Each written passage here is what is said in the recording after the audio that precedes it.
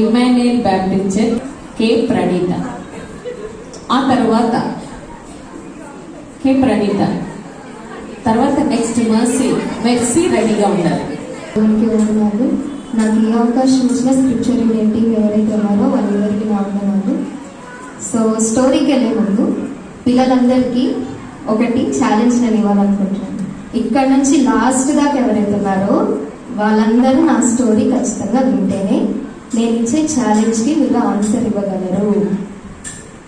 అందరూ సైలెంట్గా ఉంటేనే చెప్పగలరు. ఓకేనా? వింటారా?